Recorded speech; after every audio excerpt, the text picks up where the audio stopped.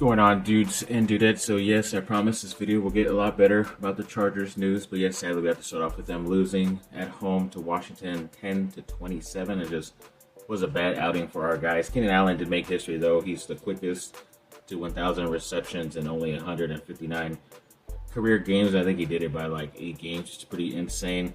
They did also sadly put their star rookie running back Hampton on injured reserve, so he will be out at least 4 games. And then surprisingly, too, they are at the top of the AFC West, obviously beating those 3 AFC teams. And even though they're tied record-wise with Denver, the lucky KC lost on Monday night. So at least technically they're still in first place there. And I know over just the last 3 weeks, they had 27 penalties for 200-plus yards, 6 total turnovers, 17 sacks allowed, 35 QB hits allowed, 81 pressures allowed.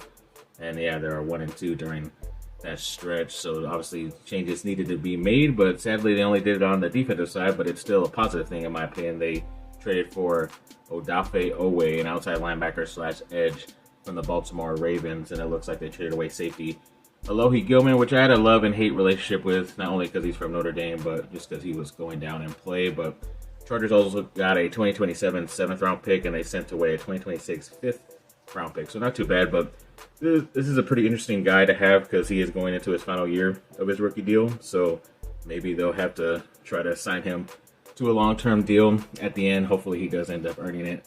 And he's only like 26, so he'll definitely be worth going like another 3 to 4 years with the Chargers on a deal because they'll have money next year. But we'll see how he does. And then they did also call up a center in Josh Katlenberger and a wide receiver Jalen Reagor. They signed him to the practice squad and also released offensive lineman Michael Dunn and linebacker Kanai Mauga from the practice squad. They are opening the 21-day window for linebacker Denzel Perryman from IR, so he has a chance to come back within the next couple weeks. If not, then he'll have to go back on IR. Tier Tart, their defensive lineman, is one of the top graded defensive linemen in the NFL the past 5 weeks, grading at a 90.3, which is first according to PFF, which is pretty awesome. And then there's this guy who said he's kind of breaking news, but it's not really 100% official yet, but saying that Jim Harbaugh is confirming the team plans to bench the center Bradley Bozeman for the veteran Andre James, who they signed. I don't know.